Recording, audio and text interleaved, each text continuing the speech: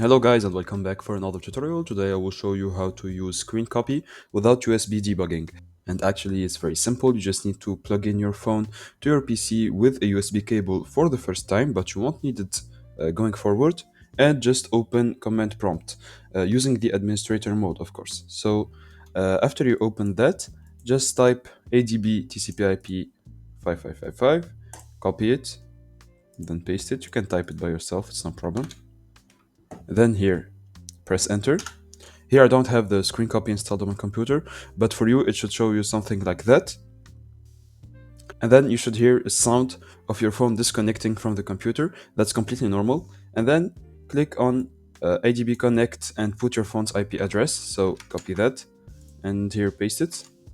So here just replace phone's IP address with your IP address. I won't put it here for privacy reasons, but just put your phone's IP address and don't share it to anyone.